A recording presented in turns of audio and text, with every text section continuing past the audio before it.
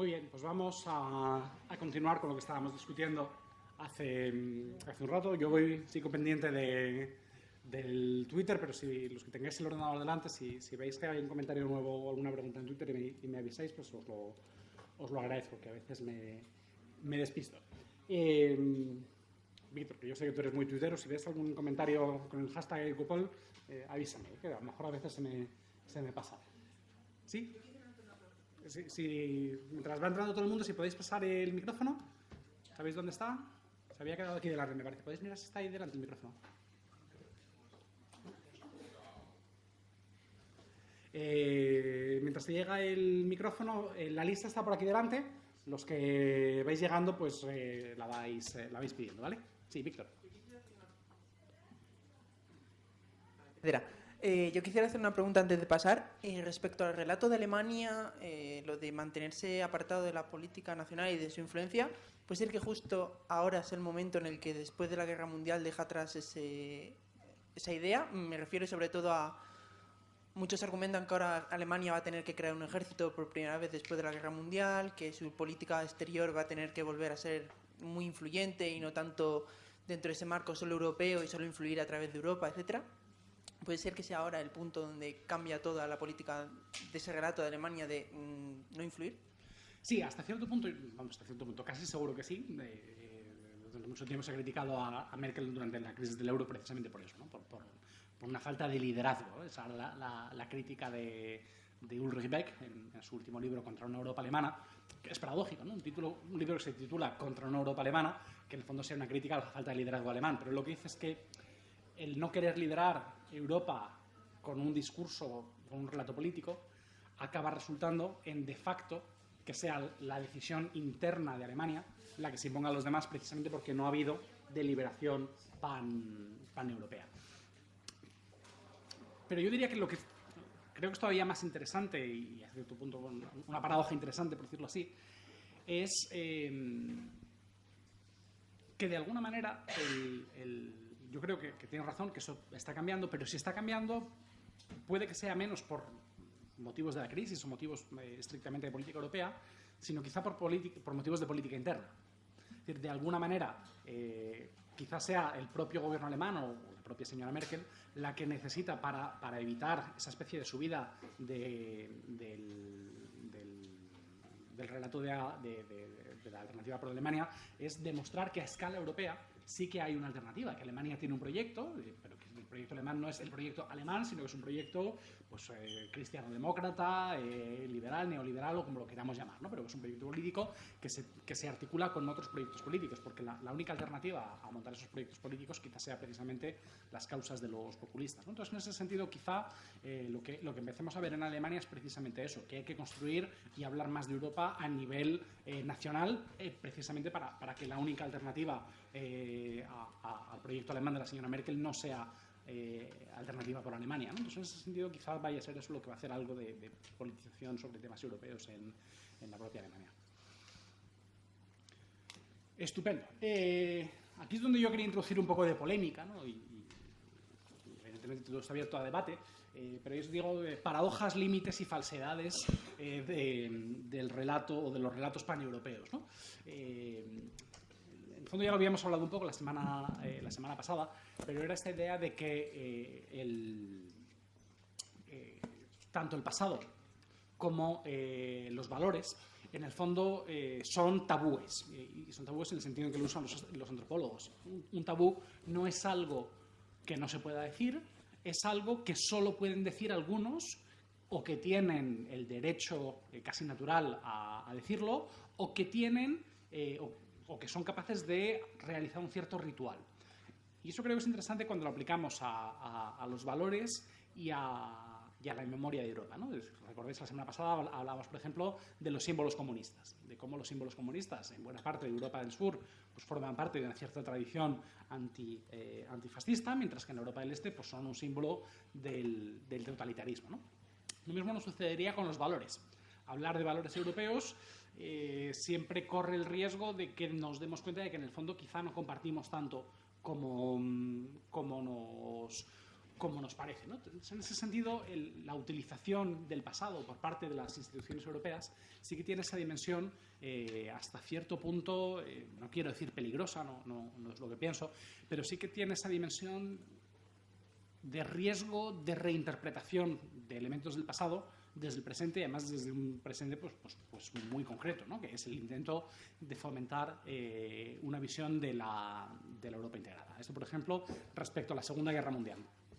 Tenemos una visión europea de la Segunda Guerra Mundial. Porque si hay algo que evidentemente nos une como europeos es la guerra mundial, ¿no? El nunca más eso, pero evidentemente no tenemos una única visión europea de la guerra mundial y quizá todavía menos que de la Segunda Guerra Mundial, que evidentemente no hay una visión única, pero sí que un cierto consenso sobre pues el totalitarismo y demás, sobre la Primera Guerra Mundial. Ahora que se cumple el centenario del armisticio del año 18, vamos a ver cómo las interpretaciones sobre el final de la Guerra Mundial, sobre los proyectos nacionales y demás, son radicalmente diferentes, ¿no? Y relativamente difíciles de unificar en torno a una única explicación europea. Segundo motivo por el cual creo que a la Comisión Europea le cuesta encarnar o utilizar la integración europea es porque a veces lo hace un poco como un elefante en la cacharrería, ¿no? Es decir, de alguna manera la Comisión Europea ha tenido tradicionalmente excelentes historiadores, ha tenido gente con una visión muy profesional y muy crítica también del pasado, pero de alguna forma en los últimos años creo que la propia Comisión está reificando su propia historia, ¿no? Es decir, que nos está sacando esta especie de versión soft o de versión simplificada de la integración europea como una especie de gran consenso, cuando no tenemos necesariamente evidencia histórica sobre que haya sido solamente un gran consenso, ¿no? Que en el fondo eso es lo que dice el profesor Marc Gilbert de la Universidad de Georgetown, que precisamente lo que nos viene a señalar es que la integración europea, o sea, que esa visión conciliadora de la Europa de los 6, de los grandes acuerdos, de los grandes hombres de Estado, lo que nos hace olvidar es toda la historicidad del proyecto europeo. Y lo que quiero decir por historicidad son las crisis. Os contaba el proyecto de Comunidad Europea de Defensa, que consistía en crear un ejército europeo bajo el liderazgo, por decirlo rápidamente, francés, y que fue el segundo gran proyecto de Monnet. Os pregunto, ¿dónde está? Si es el segundo gran proyecto de Monnet, porque no tenemos hoy un gran ejército europeo bajo liderazgo francés. No sé si esto os lo han contado en las asignaturas que hayáis hecho sobre integración europea, la crisis de la Comunidad Europea de Defensa. Pues es un poco, que no lo había contado, es un poco la demostración precisamente de que en el gran relato de la integración europea tendemos a olvidar lo que no funcionó. Y lo que no funcionó fue precisamente ese proyecto. Al igual que era un proyecto francés para permitir o para colocar el rearme de Alemania bajo control, supervisión y dirección de Francia, fracasó de manera estrepitosa porque la Asamblea Nacional Francesa en el año 53 lo rechazó. Juntándose los votos de los diputados gaullistas y comunistas, la Asamblea Nacional Francesa rechaza el proyecto de Comunidad Europea de Defensa. Es decir, la primera gran crisis del proyecto de integración europea es el año 53. No hay que esperar ni a la crisis de la silla vacía, ni al Brexit, ni nada así. Por lo tanto, el proyecto europeo es un proyecto que se ha hecho en las crisis. Y de alguna manera ese gran relato sobre el consenso, los valores que nos reúnen y demás, está muy bien como relato justificador, pero como relato histórico pues no aguanta ni dos peleas con un estudio de la historia que se centre también en las crisis, ¿no? Por lo tanto, eso es lo que nos dice Marc Gilbert, que de alguna manera hemos creado un relato tan consensual que parece que que nada hubiera podido pasar de otra manera. Claro que nos hubiéramos podido imaginar otras Europas integradas mucho más rápidas y que también todo podría... Es decir, otro gran problema es que la Comisión no se hace ningún favor a sí misma con ese relato que es casi unívoco, porque también hay que señalar que todo podría haber ido mucho peor. Es decir, que quizá podría no haber habido casi ningún proyecto o casi ningún formato de integración europea, ¿no? Por lo tanto, en ese sentido, el evacuar el disenso o el conflicto no es necesariamente ni siquiera especialmente positivo para los defensores del proyecto, ¿no? El segundo elemento que me interesaría evocar como falsedad aquí, creo que claramente, y no voy a tapar la palabra, es que esto, además de ser paradójico, creo que es falso. Es decir, que en el fondo contar o montar una estructura narrativa, un proyecto narrativo sobre Europa que se apoye en la base del cambio generacional como explicación de la falta de relatos, me parece que es muy poco convincente respecto a los datos históricos. ¿Qué quiero decir con esto? Cuando hablamos la semana pasada y el anterior, cuando hablasteis con Jorge, del concepto de consenso permisivo, ese concepto y esa evidencia de la existencia de un consenso permisivo, para mí es en sí misma la demostración de que nunca ha habido un gran relato que convenciera a todos los europeos. Es decir, que cuando decimos que en el pasado los europeos estaban convencidos de la necesidad de acabar con las guerras y de caminar juntos hacia la democracia, pues eso es lamentablemente falso. Lamentablemente es mi opinión, pero es falso. Es decir, el concepto y la evidencia sobre el consenso permisivo lo que nos demuestran es que Europa se hizo como un proyecto de élites con el consentimiento tácito y desinformado de los ciudadanos. Es decir, los ciudadanos de los años 50 y 60 no se pronunciaron masivamente a favor de una especie de gran constitucionalización de Europa y le dieron su apoyo al proyecto.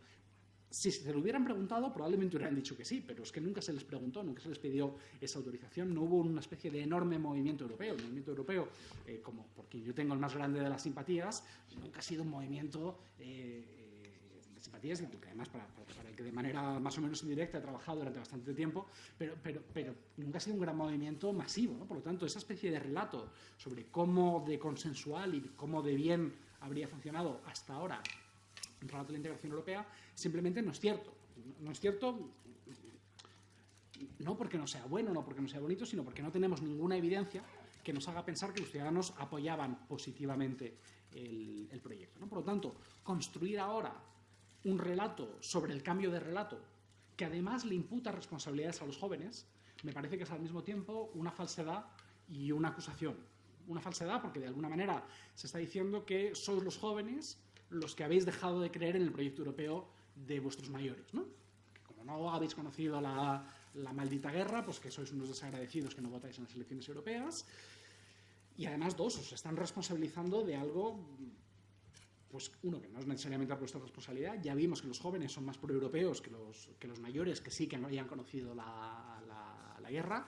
Y dos, que de alguna manera pues, se os viene a decir que sois vosotros los que sois responsables de esa ausencia de relato, ¿no? Por lo tanto, creo que hay que tener cuidado, no con la idea de relato en sí misma, porque yo ahora os lo voy a explicar, creo que los relatos sí que son importantes y que son útiles, pero sí que con la forma en que la Comisión está utilizando esta noción del cambio de relato sobre Europa. Y tres, sobre todo, lo que a mí más problema me plantea, y ahora intento daros un poco de prueba de este argumento, es que creo que cuando la Comisión nos habla de la necesidad de un nuevo relato para Europa, nos está hablando de un único relato. Es un relato para Europa. Y de la misma manera que os digo, en el pasado no hubo un único relato, hubo múltiples relatos, la Europa de la defensa, la Europa... un relato del que nunca se habla, pero que yo cuando discuto con mi madre lo que le evoca a ella Europa, para ella Europa era, como niña española, nacida en los años 40, Europa era la modernidad, y era a mi madre una cosa que le marcaba mucho, una cosa, cuando mi madre vino a verme a Bruselas, lo que más ilusión le hizo ver no fue ni la catedral, ni la Grand Place, ni Manneken Pis, sino el Atomium. ¿Por qué? Porque era la imagen de su infancia, la modernidad, Europa, átomos para la paz. Esa era la imagen de una cierta generación, ¿no? La Europa atómica, la Europa de la modernidad. Pues eso, cualquiera que se lo cuente hoy, que busque un argumento atómico como favorable a la integración europea, pues seguro que a muchos de los jóvenes hoy os da un poco de angustia eso de los átomos para la paz, pero la generación de mi madre pues sí que vio en eso pues una especie de enorme modernidad, ¿no? Pues casi como la llegada a la Luna y demás.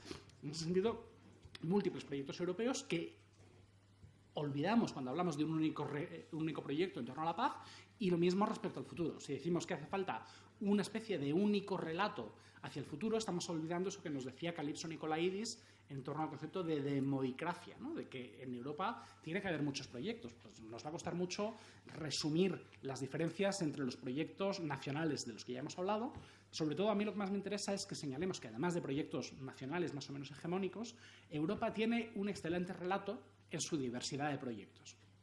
Es decir, que de alguna manera el pretender imponer o no quiero utilizar la palabra imponer, ¿no? Porque sería injusto, pero el pretender definir de manera centralizada una especie de único relato para las próximas décadas es evacuar todo el enorme potencial que tiene precisamente el hecho de que la integración europea sea un proyecto abierto. Si os pregunto, ¿cuál es el fin del proyecto europeo? ¿Cuál es la finalidad de la integración de Europa? ¿Sabríais decirme un único o una serie única de objetivos? No, evidentemente el proyecto europeo tiene una finalidad abierta precisamente porque de lo que se trata es de que en el proyecto puedan convivir una multiplicidad de visiones de Europa, ¿no? Yo aquí os quiero decir, antes os decía, Habermas ha hablado alguna vez de que Europa es la última gran utopía de la izquierda. ¿Significa eso que necesariamente tengamos que aceptar que Europa es un proyecto de izquierdas? No, claro que no. Pues una buena parte de los proyectos neoliberales o de los proyectos conservadores o de la reelaboración de los proyectos cristiano-demócratas se sienten muy a gusto con Europa, ¿no? Por lo tanto, en ese sentido, el enfatizar que Europa es básicamente un proyecto abierto a la competición política y a la definición de la mayoría que gobierna en cada momento sería un proyecto relativamente fuerte, ¿no? O sea, concebir que el proyecto de Europa es la democracia. Europa es democracia y el que gana las elecciones pues que defina su proyecto para los próximos años. De alguna manera, lo que no me explico es por qué necesitamos esa especie de consenso. O sí que me lo explico. Porque la Comisión creo que le sigue teniendo miedo a la politización de la integración europea, ¿no? Es decir, de alguna manera, mi interpretación a que la Comisión busque esta especie de relato consensual es que es precisamente una forma de intentar volver al consenso permisivo. Volvamos a encontrar un relato parecido al que tenían nuestros antecesores sobre la paz o evitar las guerras, que nos vuelva a permitir gobernar o dirigir la integración europea pues, de la manera lo más consensual posible, ¿no? En ese sentido, quizá me paso de crítico, pero me parece que sí que conviene tomar con un poco de precaución estos relatos. Bien, hasta aquí estábamos hablando de los relatos políticos. La Comisión, ya os he enseñado que también, como parte de su proyecto, ha intentado hasta cierto punto asociar a los intelectuales europeos al proyecto de nuevo relato, ¿no? Y si abrís, luego os pasaremos el enlace para que podáis hojear el libro. Si preferís leerlo en papel, estoy prácticamente seguro que en el Centro de Documentación Europea de la Universidad está el libro y con toda seguridad está en la delegación de la Comisión en el Parlamento en la castellana. Es un libro que tiene un cierto valor, merece la pena leerlo en papel, está muy bien editado, pero vamos, en línea encontráis también lo fundamental de lo que hay que leer. Y lo que pretende es eso, encontrar intelectuales que le den apoyo al proyecto de integración europea, ¿no? Uno de los firmantes del manifiesto creo que era Umberto Eco, ¿no? como gran intelectual europeo que de alguna manera se habría sumado a esta idea no exactamente esta idea, sino otro proyecto que salió en su momento de intelectuales en torno a Bernard-Henri Lévy para crear un relato sobre Europa. Aquí os doy varios ejemplos, ¿no? De cómo lo ha intentado la Comisión. Uno, asociando artistas, es decir, tratando de buscar obras artísticas que representen algo así como una imagen de Europa. El título que evoca el alma de Europa no es inocente, ¿eh? Más allá de mi chiste sobre Barroso como el cuerpo de Europa, la referencia al alma de Europa es la idea de que tenemos que volver a buscar en la cultura y en los valores culturales y espirituales algo así como un elemento unificador para Europa, ¿no? No sé si la habéis escuchado alguna vez, la famosa cita apócrifa de Monet sobre la cultura. ¿Os suena la cita de Monet sobre integración europea y cultura? Que es falsa, pero por eso quiero recordárosla, por si alguna vez la oís, que desconfiéis. Una frase atribuida a Monet que es: si tuviera que volver a empezar el proyecto, habría empezado por la cultura. ¿La habéis oído alguna vez?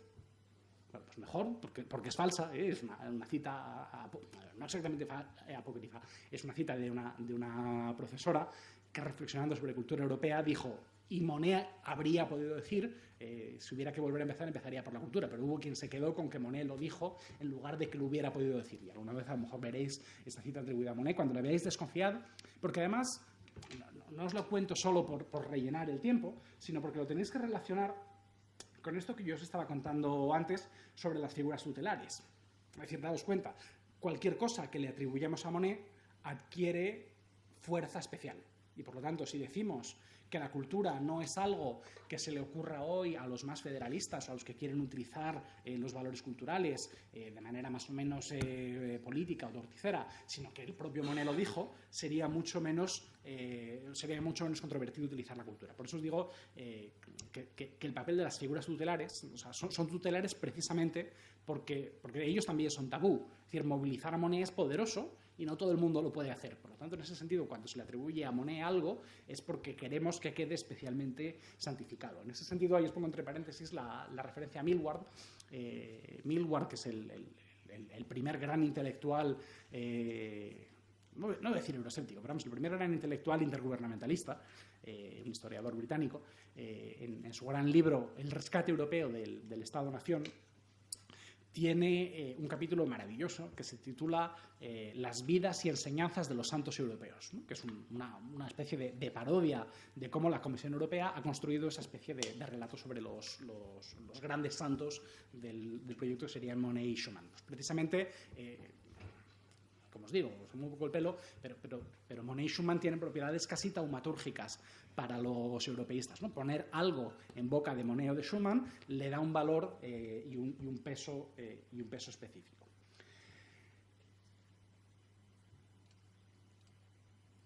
Os decía, ahora analizamos juntos esa imagen, ¿no? sobre los relatos, pero quiero también que analicemos juntos alguna otra imagen. Pero en el fondo lo que me pregunto es qué papel se le da a los intelectuales más allá de que sean una referencia más o menos intelectual, un apoyo más o menos valioso intelectualmente, ¿por qué se les asocia? Y yo aquí os quiero provocar un poco, no sé si conocéis un libro estupendo de Eric Hobsbawm y Terence Ranger que se llama La invención de la tradición. ¿De cuándo? ¿Qué imagen tenéis de Escocia? Si os digo la identidad nacional escocesa, ¿qué os viene a la cabeza? El kilt, evidentemente. Además, el kilt es la falda y el kilt con tartán, ¿no? Es decir, cada clan tiene su tartán para reconocerse y eso vendría de las tradiciones guerreras de los clanes, ¿no? Pues es un mito y además es un mito reciente e inglés. Es decir, esa construcción de la identidad escocesa identificada con tartanes y con el kilt es una construcción inglesa que romantiza la identidad escocesa. En el fondo, esto viene directamente de las novelas del siglo XIX, Ivanhoe, Rob Roy y demás, esa especie de construcción de una identidad romántica de los escoceses, una vez que Escocia había dejado ya de ser una amenaza a la hegemonía británica en las islas, a la hegemonía inglesa en las islas británicas, y que por lo tanto se puede romantizar, ¿no? Por lo tanto, Hobsbawm y Ranger estudian cómo se construye el mito de Escocia como las Highlands, cuando en el fondo las Highlands siempre han sido una zona periférica en un país en el que la zona de verdad rica e importante era la cultura urbana y la cultura de las Lowlands, ¿no? Es una forma de cambiar desde Inglaterra la perspectiva que tienen los escoceses, en el fondo casi desde sí mismos. Aquí os vuelvo a provocar o a sacar una broma. ¿Habéis visto Trainspotting? Cuando van de excursión al campo y uno de ellos va rezongando diciendo pero la lluvia y es una mierda ser escocés, ¿no? Pues en el fondo esa especie de idea de que a los urbanitas escoceses las Highlands no les dicen más que pues a ninguno de nosotros, ¿no? Pues están igual de lejos e igual de desconectadas de su propia cultura. Eso es lo que Hobsbawm interpreta como la invención de la tradición, ¿no? Que todos los sistemas políticos utilizan elementos del pasado para darles una especie de reinterpretación contemporánea y utilizarlos pues, como justificación al sistema actual. En el fondo, lo que yo me pregunto, y evidentemente eso es muchísimo más difícil de hacer hoy que en el siglo XIX, los intelectuales en nuestras sociedades hoy están en posiciones de mucho más control y de disputa de su posición por parte de otras profesiones, pero me pregunto si hasta cierto punto no se quiere reclutar a una serie de intelectuales pues, que nos sirvan también mitos europeos. Cuando digo mitos, no me refiero a que se inventen cosas, sino a que se reinterpreten elementos del pasado. ¿Le podéis pasar aquí el micrófono a Iván, por favor?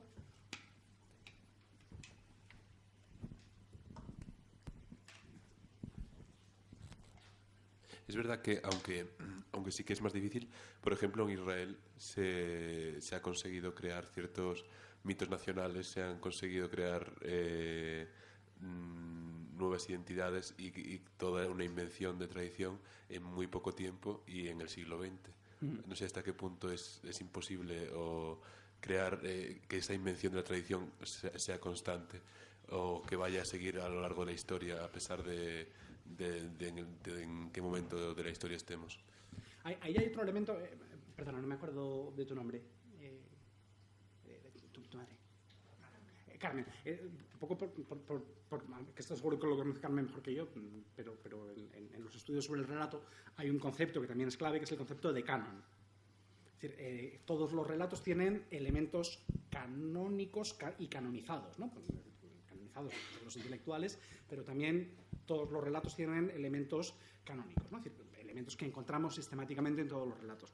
Lo que hace que un relato o que un mito se pueda mantener es su reproducción a lo largo, es decir, que varios relatos recojan elementos parecidos del mito, ¿no? Que cada generación vaya reactualizando su versión del mito. ¿Qué quiero decir con esto? Pues evidentemente el mito del guerrero escocés Highlander indomable, pues a lo mejor a los escoceses de la segunda parte del siglo XX deja de resultarles tan sugerente, pero de alguna manera se revuelve a transformar esa especie de identidad indómita pues a través de otros elementos que mantengan, que tengan una conexión, una reactualización con el momento presente, manteniendo el canon, que sería ese mito de lo indomable, pero tomando una cierta distancia. En el caso de España ha habido elementos parecidos de la identidad española, ¿no? O sea, a casi todos, si hoy nos hablan del Cid como guerrero indómito de Santiago Matamoros, pues a todos nos resulta, bueno, pues en el fondo lo que decía Luisa antes, ¿no? Pues elementos así de la formación del espíritu nacional del franquismo, pero sin embargo, si os dais cuenta, y además esto no tiene que ver solo con proyectos políticos nacionales, los elementos de esa identidad española, indómita y demás, vuelven a aparecer de manera sistemática. Daos cuenta, por ejemplo, de la centralidad de la Puerta del Sol en los discursos de protesta en España. Cuando Podemos convoca, o cuando primero el 15M y luego Podemos convoca una serie de manifestaciones en la Puerta del Sol, se priva de decir en el lugar donde echamos a los franceses echaremos a los corruptos y el artículo 135, pues no, en el fondo es esa especie de evocación de una especie de nación indómita, resistente. ¿Están diciendo que esto es como el 2 de mayo? Claro que no es una referencia tan antigua, pero eso es el elemento de canon, de cómo se reproduce un mito de una nación indómita, llamadla como queráis, indómita, digna, ¿no? Podemos decir el concepto de dignidad a través de la encarnación en una serie de lugares. Eso creo que afortunadamente a escala europea nos sucede bastante menos, ¿no? Es decir, pues no tenemos tantos lugares canónicos europeos para encarnar discursos mitificados, reconstruidos, pero sí que hay un cierto intento de construir lo que los autores franceses llaman lugares de memoria. No sé si habéis oído esta referencia.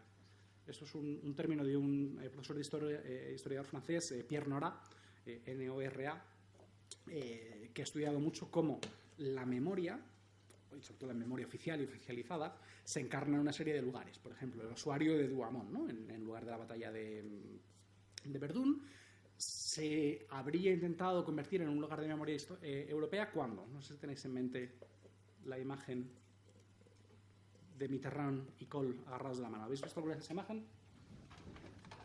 ¿Os suena?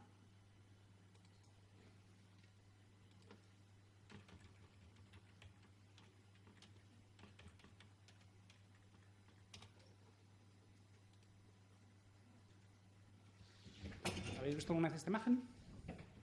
Estos son Kohl y Mitterrand en 1984 en una ceremonia conjunta para conmemorar la batalla de Verdún. Siempre se dijo que no estaba organizado, pero en algún momento, durante el minuto de silencio, Mitterrand buscó la mano de Kohl, que de manera así un poco sorprendida, pero luego le siguió el juego, le agarró la mano para demostrar pues, cómo un lugar de memoria francés que evoca para los franceses Verdún es fundamentalmente el espíritu de resistencia. No es otra cosa, ¿no? Y si de parte de tú le dices a un francés Verdún y se entiende perfectamente y te refieres al espíritu de resistencia, se transforma en un lugar de sufrimiento compartido. Pues los lugares de memoria consisten en eso. ya os digo, en Europa hay muchos menos lugares que sean tan fácilmente reinterpretables como un lugar de memoria. Pero podríamos estudiar, ¿no? Cómo la Unión Europea, hasta cierto punto, ha intentado en algunas ocasiones pues, definir lugares de memoria comunes. Y por volver a tu pregunta, ¿no? En el fondo, esos lugares de memoria comunes, lo que tendrían como elemento compartido sería el de tratar de buscar elementos canónicos, ¿no? Que de alguna manera puedan adaptar esos mitos a cada momento de la historia. Ya hemos hablado de los intentos de apropiación de la historia, no me voy a detener mucho más sobre esto, pero si os interesa alguno especialmente estas cuestiones de museología o de uso de los museos, hay toda una literatura muy interesante, sobre todo el que hemos mencionado, de los trabajos de Lara, pero también de Kaiser y Krankenham, que han estudiado cómo la Comisión Europea también ha intentado establecer una serie de prácticas museísticas para explicar la historia europea. En su evaluación, que yo comparto de manera bastante poco conseguida, en la mayor parte de la literatura se señala que la Comisión, cuando intenta hacer historia, no da la versión más matizada, más reflexiva conseguida, pero por daros un ejemplo algo mejor, y además yo reconozco que todavía no he tenido tiempo de ir, pero por lo que me han contado y lo que he leído sobre ella, parece ser que la Casa de la Historia Europea del Parlamento en Bruselas sí que consigue una versión mucho más matizada de la historia europea. Y además, cuando yo digo que la Comisión no lo consigue, no lo veáis como una crítica necesariamente, es que es muy difícil dar una versión de la historia de Europa que tenga en cuenta todas las sensibilidades históricas, que sea reflexiva y que al mismo tiempo nos sirva, esto es un proyecto político, que siendo reflexiva nos invite a reflexionar sobre la utilidad histórica de Europa, ¿no? Por ejemplo, ¿qué tratamiento le daríais vosotros en una historia de Europa al esclavismo? Al esclavismo, a una tradición europea de la esclavitud. ¿Hasta cuándo se mantiene en España el esclavismo?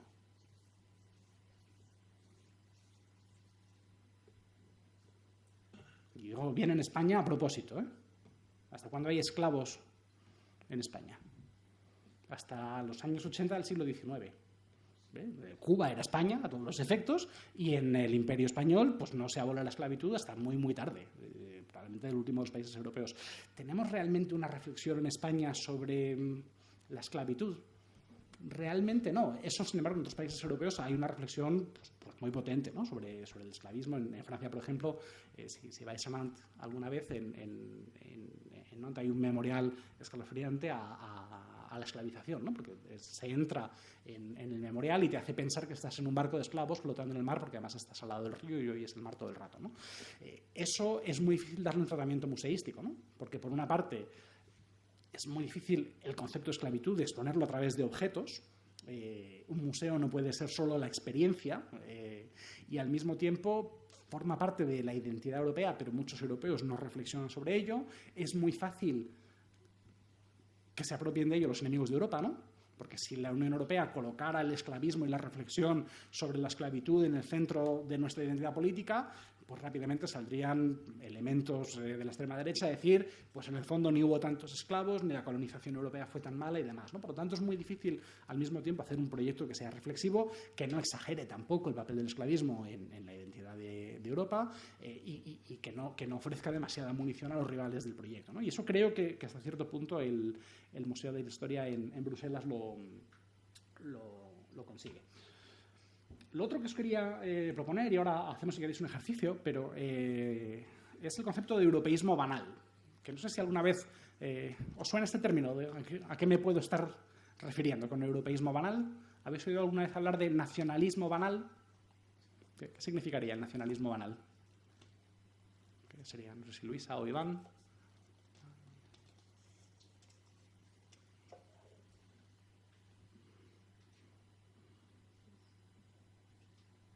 No sé si el europeísmo, pero el nacionalismo banal creo que es la idea de construir como un sentimiento aglutinador en torno a una actividad o una idea, no necesariamente basado en un discurso muy complejo.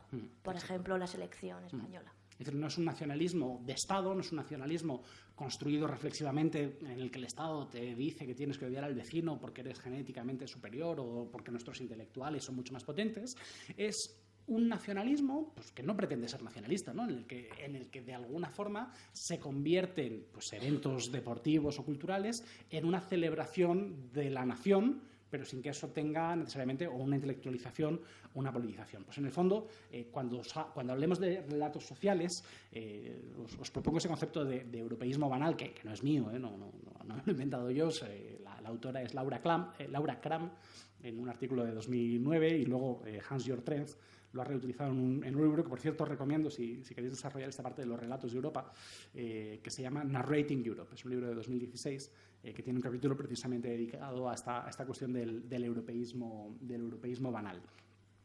Y ahí os propongo varios puntos de debate, ¿no? Uno es las producciones audiovisuales, y aquí de nuevo, de varios niveles. Uno de ellos, no sé si conocéis el canal Arte, que es un canal franco-alemán, digamos, pues de alta cultura, ¿no? y además extremadamente europeo.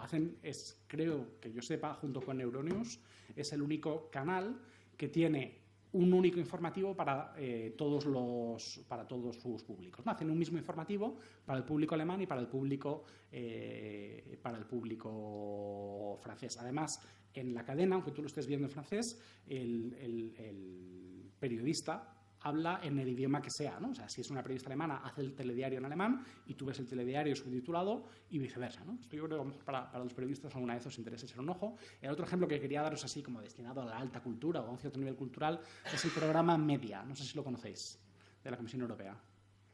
El programa Media es, si vais al cine a ver películas en versión original, es lo que se ve ahí primero con el logo europeo, que es ese programa de la Comisión Europea para hacer circular las producciones audiovisuales en salas de varios sitios de Europa, ¿no? Evidentemente eso es una contribución a un cierto europeísmo banal, pero un europeísmo banal pues, de gente que va al cine a ver películas en versión original o que ve arte, que cuando no está dando telediarios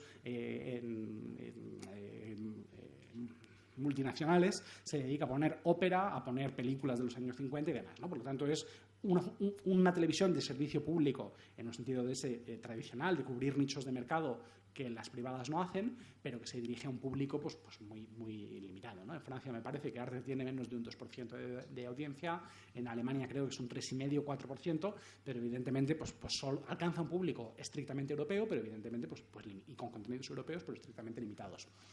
Pero otro tipo de europeísmo banal destinado pues, al gran público tiene que ver con el concurso Eurovisión. ¿Qué elemento de europeísmo banal hay en Eurovisión? ¿Y por qué hablo hoy de performances? La performance eurovisiva. Porque Eurovisión tiene un elemento estrictamente muy parecido a una Copa Mundial de Fútbol de europeísmo banal.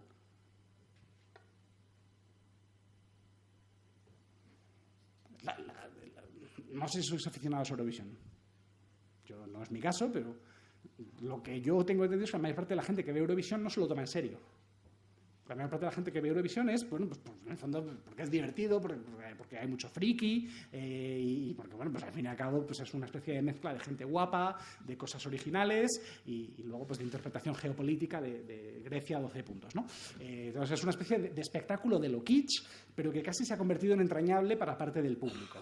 Y evidentemente nadie que está ahí con la banderita lo hace porque tenga una especie de sentimiento profundo de nacionalidad, pero es un momento en que se aglutina algo así como una identidad europea, múltiple, ¿no? Con múltiples banderas, con múltiples idiomas, entre paréntesis, cada vez menos idiomas, pero evidentemente la primacía del inglés también nos está dando una cierta forma de cómo el europeísmo banal se está transformando en una especie de globalismo de Eurospeak o de inglés globalizado.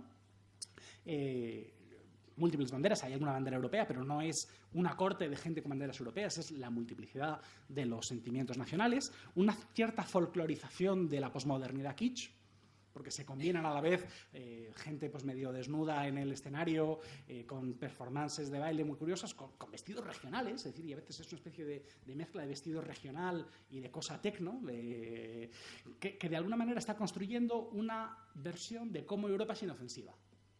Que en el fondo, pues, ser europeo es enteramente inofensivo. Pues claro que te puedes identificar con una especie de producto cultural enteramente kitsch que no te requiere ninguna elaboración, ¿no? En el fondo, si queréis, el potencial que tiene de banalización de la europeidad Eurovisión tiene que ver con eso, ¿no? Que tú te sumas a una celebración sin darle mayor importancia al hecho de que tengas en la mano una banderita. Pues en el fondo, como cuando tú solamente sacas la bandera española el día del gol de Iniesta. Pues eso no significa que te asocies con una especie de nacionalismo español, pero sí que estás entrando en normalizar algo así como la identidad española. Pues en Eurovisión pasaría, según estos autores, algo parecido. Competiciones deportivas. No sé si alguna vez os ha interesado el uso que hace la Unión Europea del deporte. O si os habéis fijado alguna vez en esto.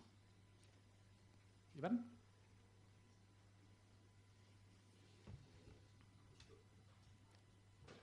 Justo hace un par de días tuvimos en la universidad una charla del presidente de la Liga Española de Fútbol, Nada menos. que nos hablaba de la tendencia, sobre todo de Europa, a promocionar el fútbol de la Liga Europea.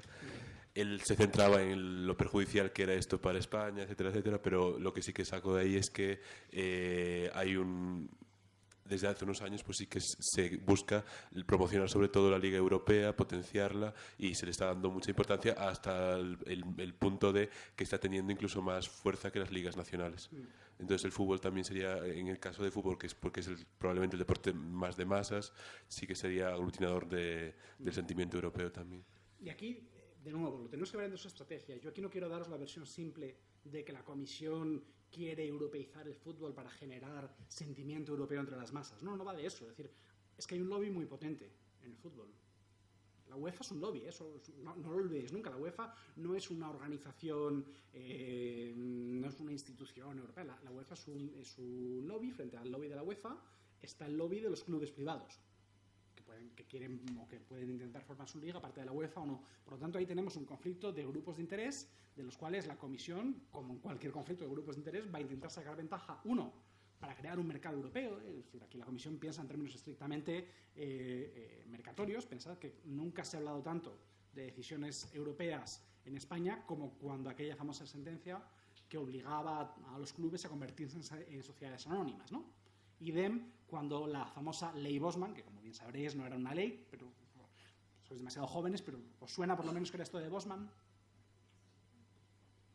Porque esto de que se puedan alinear comunitarios y de que un pasaporte italiano que sirva para jugar en España es muy reciente, ¿eh? Cuando yo era crío, los italianos eran extranjeros y solo podía haber un italiano, un francés y un alemán en el equipo, ¿no? Por lo tanto, la decisión del Tribunal de Justicia sobre Bosman, que interpretaba que a los futbolistas se les aplicaba la libertad de movimiento, fue revolucionaria para el fútbol. No, el Tribunal de Justicia no lo hizo para popularizar el fútbol entre las masas. Lo que quiero decir es que el potencial transformador de la realidad, del ocio, de la cultura, del proyecto europeo, llega hasta algo pues tan cercano a las pasiones de mucha gente como el fútbol. Y eso, evidentemente, se puede intentar recuperar en un proyecto político. Hay un profesor español que trabaja en Reino Unido, no me acuerdo en qué universidad, se llama Borja García, que ha hecho de su investigación académica, pues, fundamentalmente su investigación académica pasa por esta cuestión, ¿no? De las estrategias de europeización del fútbol por parte de la Comisión Europea, ¿no? Y cómo, de alguna manera, ahí hay una confluencia de intereses políticos y económicos bastante parecida a la que hay cuando surge un proyecto político importante, ¿no? Por lo tanto, en ese sentido, la idea de intentar construir algo así como un proyecto europeo de fútbol para alguien puede ser sugerente. Sobre todo lo podemos llevar a este nacionalismo banal. Aquí os pongo también otro ejemplo de una cosa que se ha hecho en un experimento. Bluter, en el año 2005, no es exactamente un experimento, pero sí que hizo lo que en ciencia política llamamos un diseño casi experimental, ¿no? Que fue aprovechar condiciones que se dan en la realidad para intentar hacer algo así como un experimento. Lo que hizo fue aprovechar que se estaba celebrando el campeonato, el campeonato mundial de voleibol femenino, para preguntarle a gente que evidentemente no tenían el menor interés por el voleibol y mucho menos por el voleibol femenino, con qué equipo iba. Y eso es lo que llamaríamos un diseño experimental, porque estamos controlando la variable explicativa. Evidentemente, si esto fuera el fútbol, podríamos pensar que un europeo puede apoyar a Brasil o Argentina porque le gusta Neymar o Messi o porque se identifica con una cierta tradición futbolística. Pero a priori, un europeo nunca ha pensado en las características del voleibol femenino de Kirguistán, ¿no? Entonces, que cuando apoye a un equipo u otro, lo va a hacer pensando fundamentalmente en la bandera. Y él lo que encontraba es que todos los europeos apoyaban siempre al equipo europeo frente al equipo no europeo. Que de alguna manera, cuando un europeo no tiene interés realmente directo en una competición, sería susceptible más de identificarse con el europeo que con el no europeo. ¿Esto por qué os lo digo más allá del experimento de Brüter, que puede ser interesante respecto a la identidad europea? Pues porque Macron ha propuesto un equipo europeo para las Olimpiadas. Macron ha pedido que las próximas Olimpiadas... Perdón, no, las próximas son en Japón, no.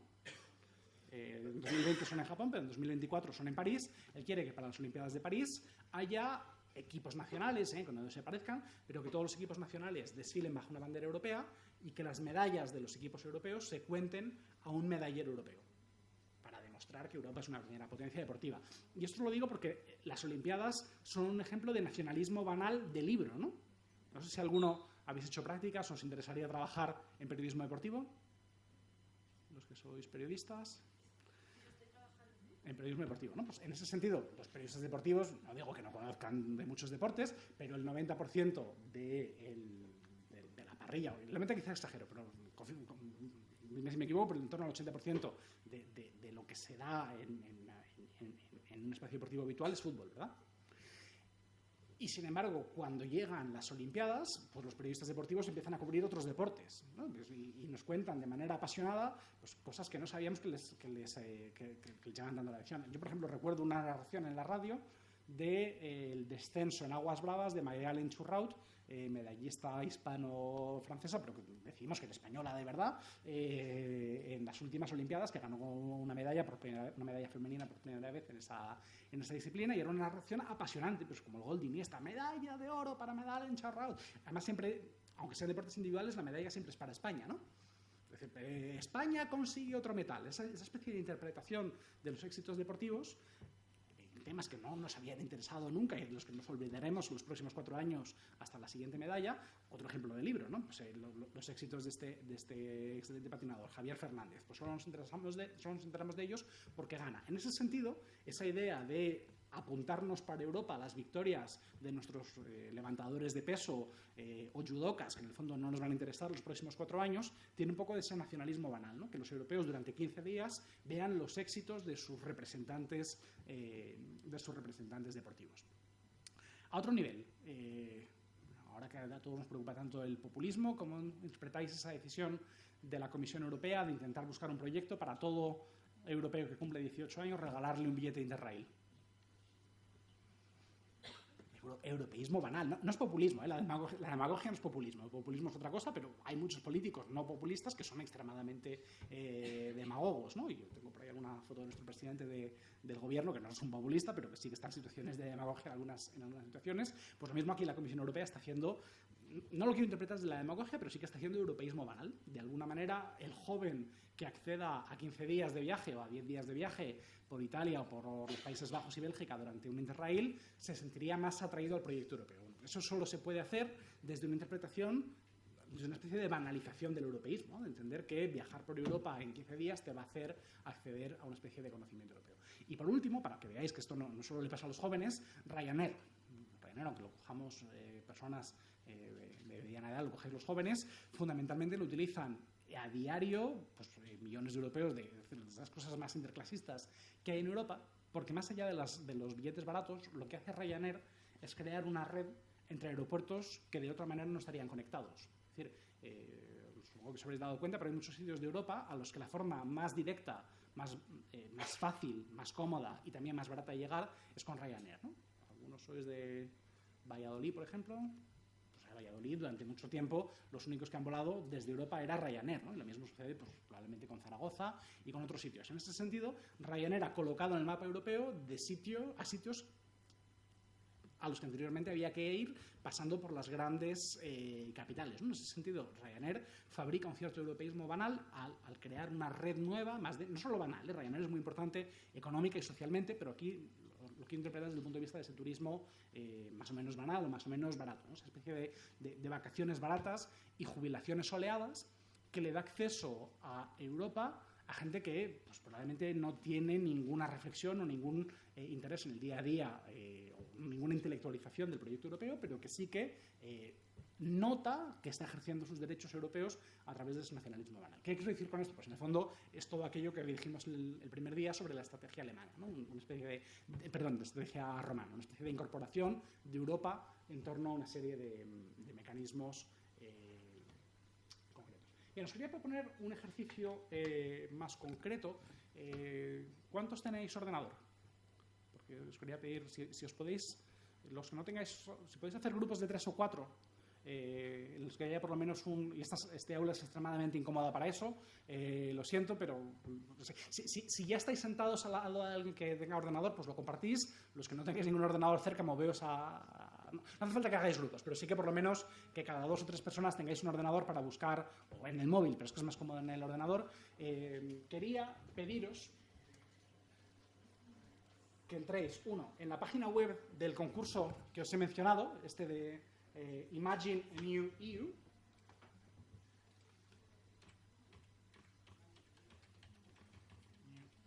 Que es este concurso de la Universidad de Frankfurt que os había mencionado. Para los que nos estáis viendo por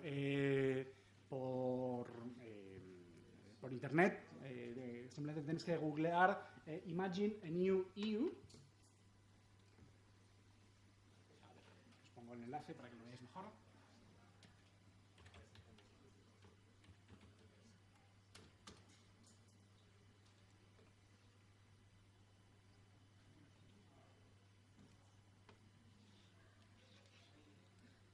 Vale.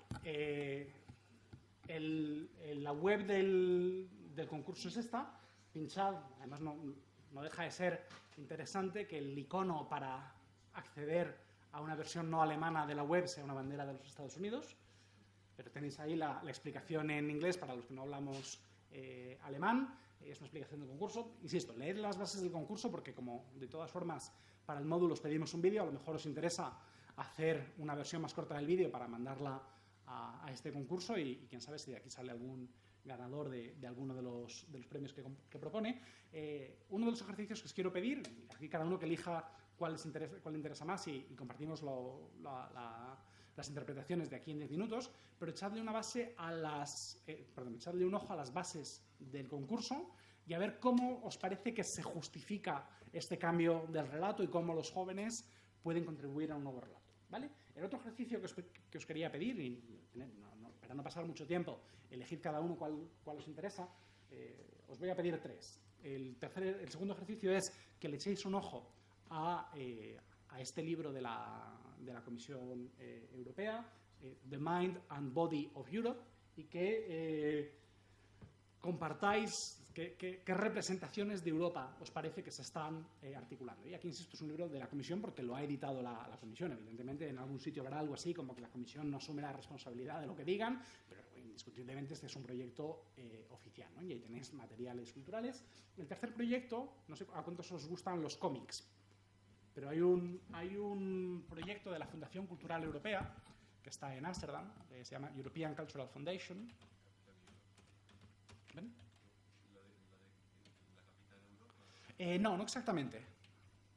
Es un proyecto que tienen sobre cómics, sobre cómo narrar, no exactamente cómo narrar Europa a través de los cómics, pero sí que crear algo así como un repertorio europeo, una base de datos europeos sobre cómics. Me parece muy curioso, en la biblioteca aquí de Humanidades, no sé si la conoces. Sí, la conozco, pero hace mucho tiempo que no voy. Pues hay unos estantes junto a la recepción que tienen unos periódicos que son recientes.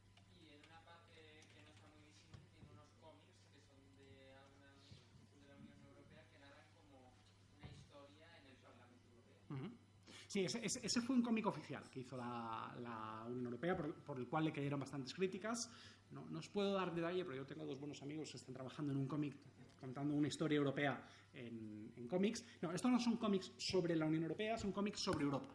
Echarle, a lo mejor sí que hay algunos sobre ese en concreto no lo conozco, pero vamos, esta idea de que se puede llegar a los jóvenes y contarles historia a través de los cómics, la Comisión a veces lo ha intentado recuperar. Este proyecto es un poco más complejo culturalmente, se trata de ver cómo cómics de diferentes países cuentan historias sobre sobre Europa, ¿vale? La Fundación Cultural Europea tiene una gran cantidad de material sobre este tema de los relatos sobre Europa. Tienen varios tipos de formatos. Yo os invito a ver los cómics, pero hacen un montón de cosas diferentes. También tienen una sección sobre gente que cuenta su proyecto para Europa, una sección en la cual intelectuales hablan de Europa, o sea que tenéis muchos materiales, ¿vale? Entonces, mirad a ver si encontráis, a los que os gusten los cómics, algo sobre Europa aquí, ¿vale? Lo último que os quería enseñar, pero aquí ya no necesariamente para que lo debatamos, pero sí que para que veáis que no me estoy inventando yo esto de que se buscan figuras tutelares, es... vamos a ir al Twitter del proyecto. Déjame un segundo que mire la contraseña y así aprovechamos para conectar con los compañeros que están en línea.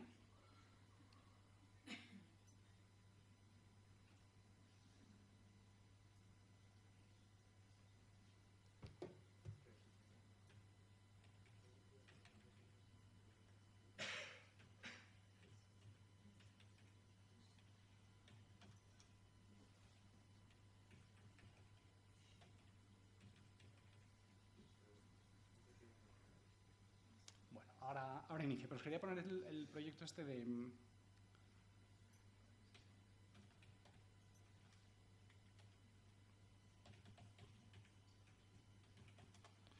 Porque esto que yo os cuento sobre el proyecto narrativo de la Comisión, lo lanzó la Comisión Barroso.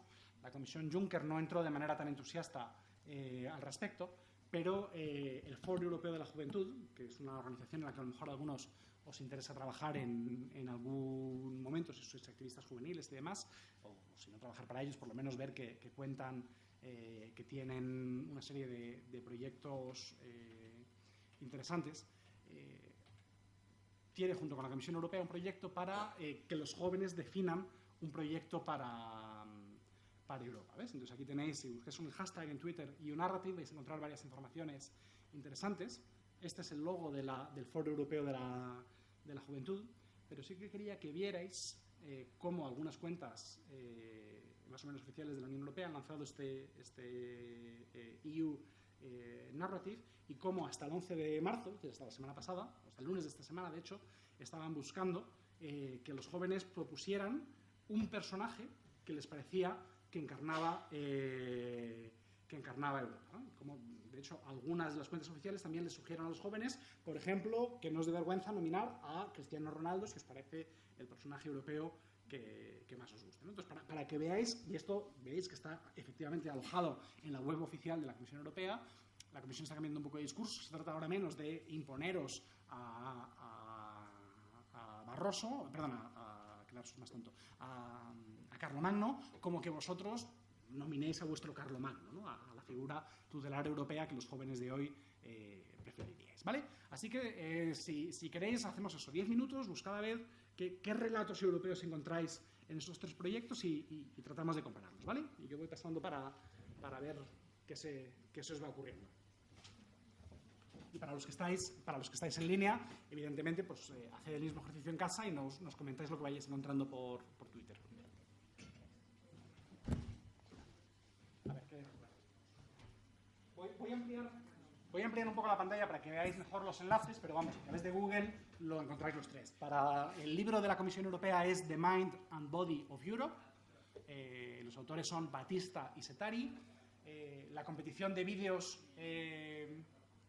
de la Universidad de Frankfurt, os recomiendo que googleéis CAES Project Video Competition, y para los cómics es European Cultural Foundation Comics, si encontráis directamente la página, ¿vale? Os dejo en pantalla el enlace de la Universidad de Frankfurt, que es el más complicado.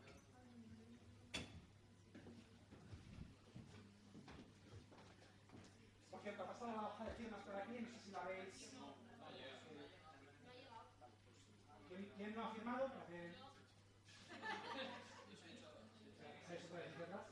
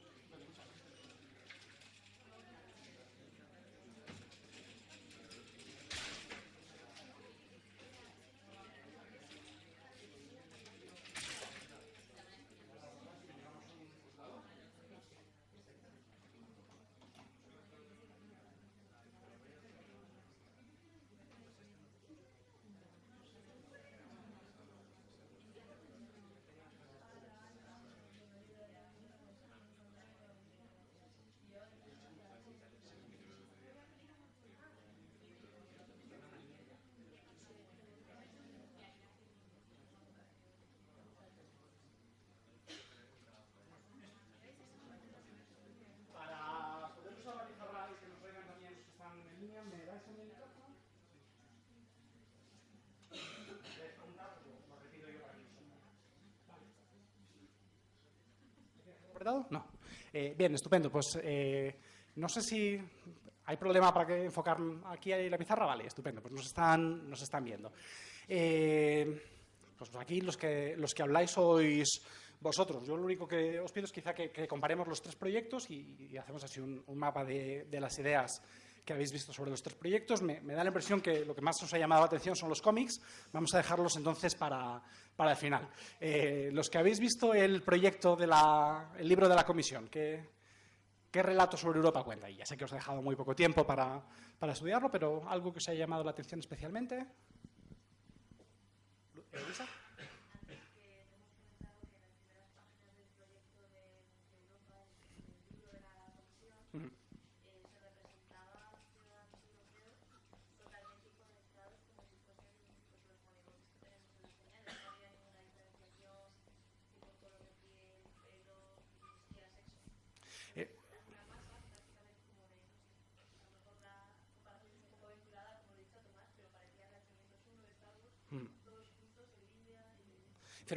Una visión de falta de diversidad, ¿no?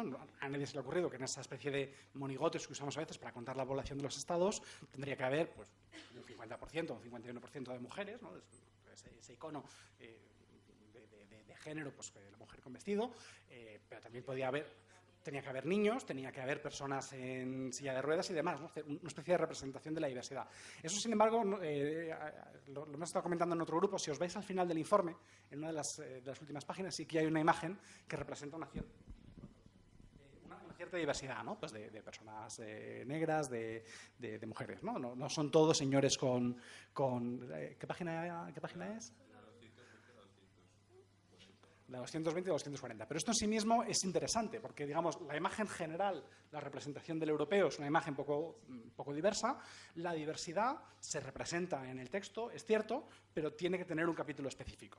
Es decir, de alguna manera la diversidad no es transversal, no es natural, hay que dedicarle imágenes específicas para que se vea que somos diversos, ¿no? Entonces, en ese sentido, creo que es un comentario que no deja de ser interesante. ¿Qué más os ha llamado la atención? Aquí estábamos diciendo, por ejemplo, la lista de intelectuales, el formato. ¿Qué tipo de intelectuales son? ¿Qué nombres os han llamado la atención? Pues que hay un mix geográfico muy grande, ¿no? Uh-huh. O sea, tienes desde Plácido Domingo hasta nombres suecos, checos. Uh-huh. Claro, o sea, intentan dar la mayor pluralidad que puedan. Uh-huh. De alguna manera se trata de diversidad geográfica. Que se ve fatal, el boli, el rotulador está en condiciones un poco lamentables. Es que como no tenemos ni siquiera borrador, diversidad geográfica. ¡Ay, estupendo! Muchas gracias. A ver si este funciona mejor. A ver. Estupendo, muchas gracias, sí. Diversidad geográfica de los intelectuales.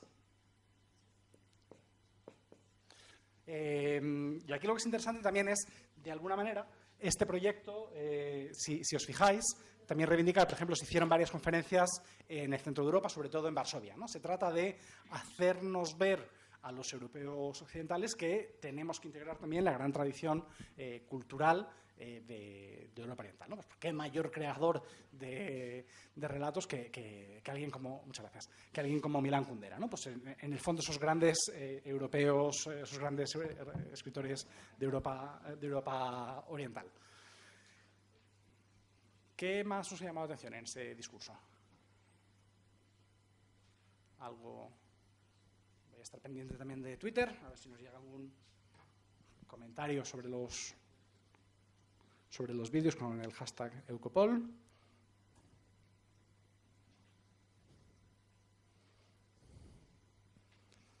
En el libro de la comisión, algo más, bueno, que es el material un poco más denso, evidentemente le vais a tener que dedicar un poco más de tiempo para encontrar elementos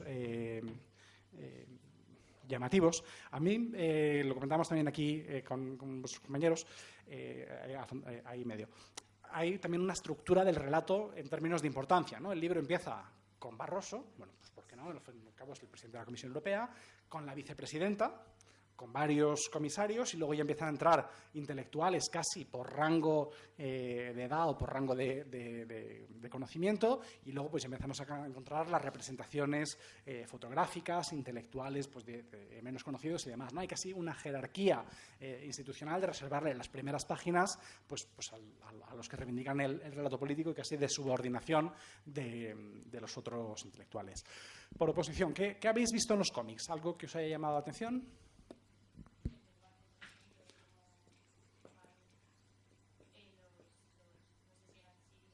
Uh-huh.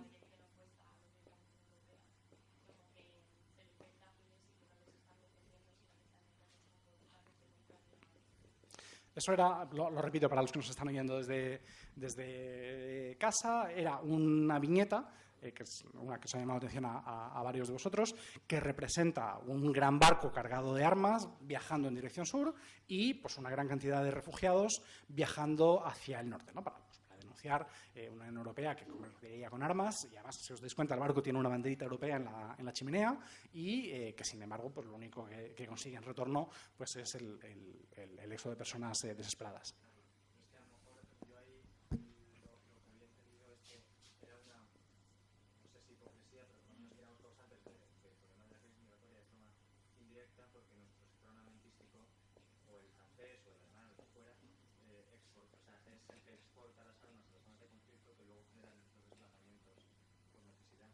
Y ahí lo que es interesante, es decir, más allá del relato concreto, el cómo es decir, un relato, lo hemos dicho antes, siempre es una imputación de responsabilidades, ¿verdad? El cómo eso se le coloca la bandera europea, cuando en el fondo, bueno, pues la industria armamentística es europea, podríamos discutir, pero hay pocos sectores más nacionalizados y más controlados por los estados que el sector armamentístico, ¿no? Por lo tanto, ahí podríamos decir, pues, ¿por qué ponerle una bandera europea y no una bandera española, francesa o británica, ¿no? Y luego lo mismo con los flujos de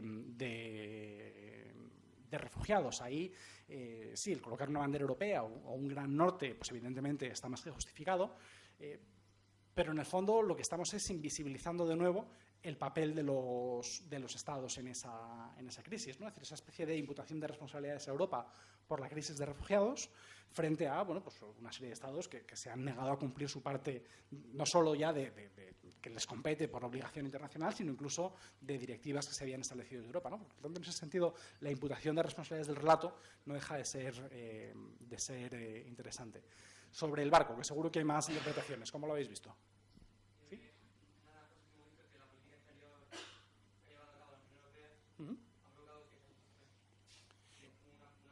Claro, dice el compañero al fondo, ¿no? Lo repito para los que están en casa, que la política exterior de la Unión Europea habría provocado esa situación, ¿no? Que de alguna manera los dos flujos son equivalentes, armas y eso provoca el éxodo de refugiados. Por eso, es lo que decía yo, con la noción de imputación de responsabilidades. Se coloca la bandera europea para significarnos claramente de quién es la responsabilidad. ¿Más sobre el barco o sobre otras imágenes? Algunos estabais viendo otro cómic, además no todos se veían igual de bien. Sí, por favor.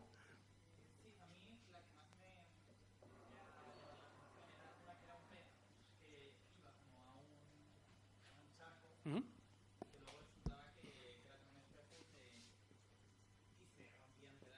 Uh-huh.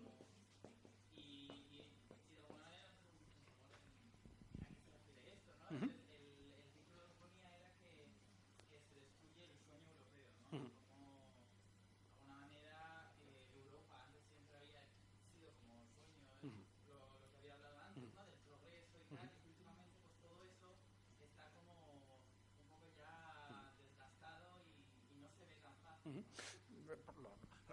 Lo resumo también para quien nos esté viendo en casa.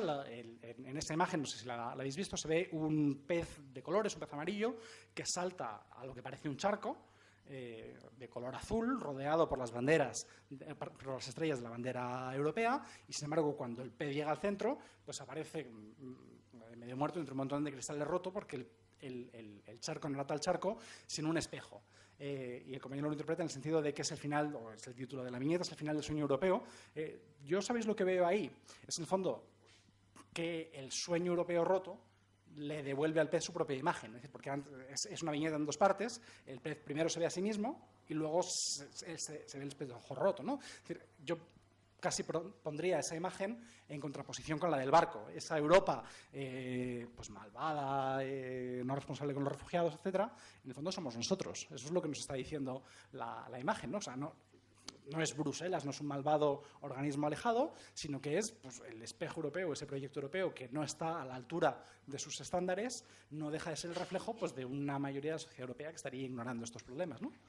Carmen.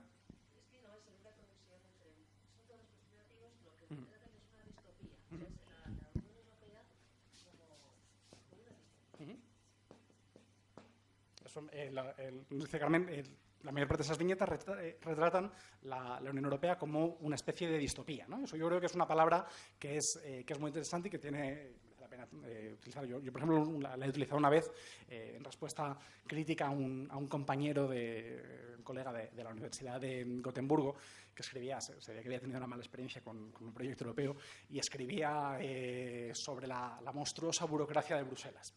Una ciudad gris, una serie de burócratas grises, donde la política es imposible y demás. Y yo le respondí diciendo, hombre, Bruselas no es ninguna utopía, pero tampoco es una distopía, ¿no? Es decir, evitemos esa especie de representaciones. Pero es verdad que cada vez más se está representando el proyecto europeo en torno a elementos distópicos. A mí, por ejemplo, hay un elemento sobre el que tengo ganas de trabajar un poco en el futuro, que es contar los relatos sobre el futuro de Europa.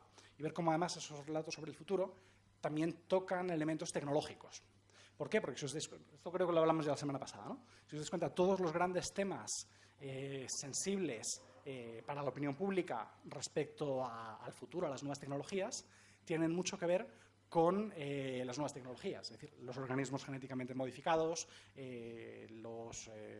cosas como el glifosato, la protección de las abejas y demás.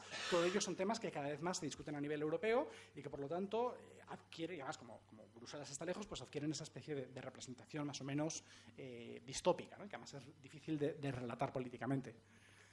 ¿Qué viñeta es la que estabais viendo? No sé si habéis encontrado, porque era una viñeta de una autora argelina, si no me equivoco, ¿verdad? ¿Habéis encontrado algo que sea interesante?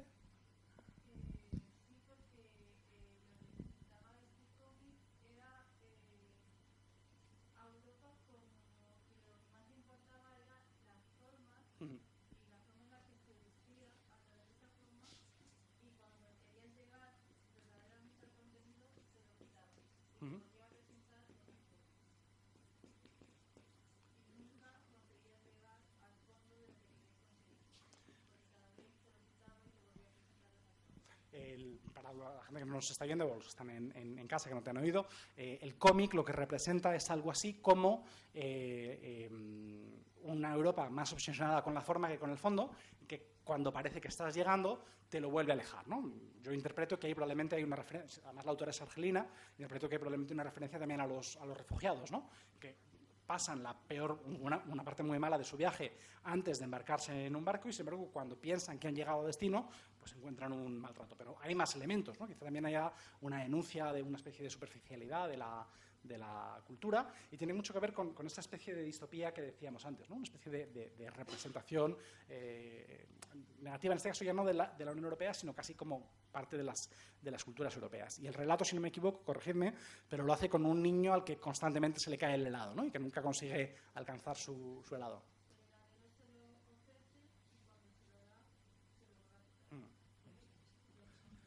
Está en la misma web de los cómics. ¿Recordáis el nombre de la autora para que los compañeros lo puedan buscar?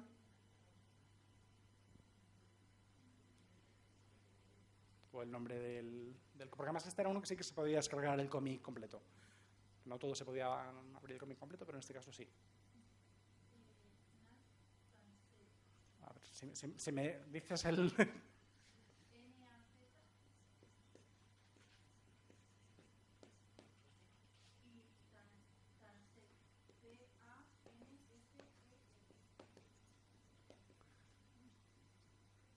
Naz Tanseri, si lo queréis buscar, a ver si encontráis el nombre de la autora. Porque además este cómic sí que se podía ver completo. Esto yo creo que es interesante por lo que decíamos, ¿no? Esta especie de hipocresía para que comparemos, porque en el fondo lo que estamos viendo aquí es que, en el fondo, si os he pedido hacer este ejercicio, no es tanto porque no hemos tenido tiempo de hacer un análisis en profundidad, pero sobre todo para que veamos cómo ha cambiado o cómo está cambiando el papel de los intelectuales respecto a Europa, ¿no? Es decir, frente a esa idea que de alguna forma nos quiere dar la Comisión en su libro, que la mayor parte de los grandes intelectuales europeos apoyarían la integración europea, lo cual probablemente sigue siendo cierto, ¿no? Es decir, los intelectuales europeos son proeuropeos, no tenéis más que ver hacía unos años, pero en 2003, hace ya bastantes años, evidentemente hace una década y media, pero en 2003 hubo en el contexto del conflicto de Irak, hubo una serie de manifiestos de intelectuales europeos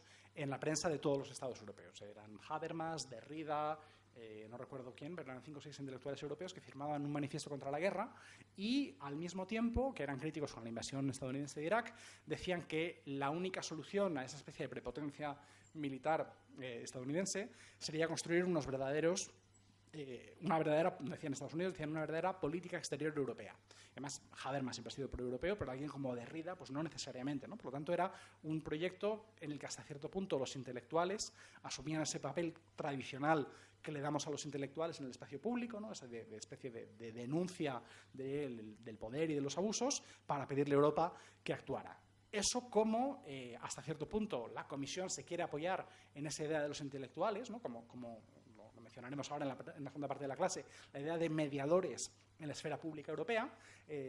Lo que vemos en esa representación de la Fundación Cultural Europea es que los intelectuales están cambiando de postura. Por eso no quiero decir que los autores de los cómics seleccionados sean una representación exacta de los intelectuales europeos, pero sí que en esta idea que hemos ido viendo es que quizá buena parte, cuando digo intelectuales ampliando, no me refiero solo a señores cubiertos de polvo con libros muy gordos que escriben de filosofía, me refiero a los creadores de imaginarios culturales, que es lo que es un cómic, por eso en ese sentido los podríamos categorizar de intelectuales.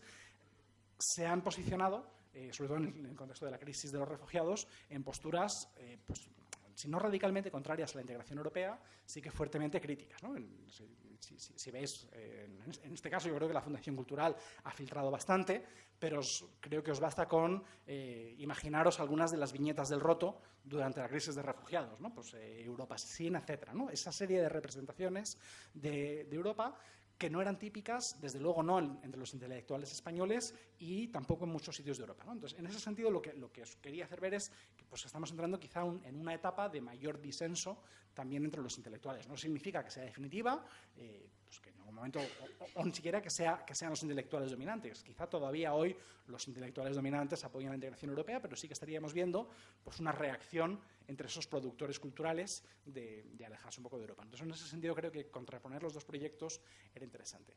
Por último, respecto al vídeo, que no sé si todos lo habéis visto, sí que os pediría a todos que le echarais un ojo, porque a lo mejor no deja ser una forma de animaros y si nos lleva mucho, sobre todo si se os da bien esto de hacer vídeos, ¿por qué no intentar enviar ahí un vídeo y a ver si tenéis suerte y os dan un premio, pero si no, pues siempre los podéis compartir con el resto de la clase en la conferencia final, a ver cómo imagináis el discurso o el nuevo relato para Europa. Pero, ¿habéis visto algo que os llame la atención en el concurso? Por lo menos había 2 comentarios que iban en un sentido parecido, que tenían... ¿Perdón?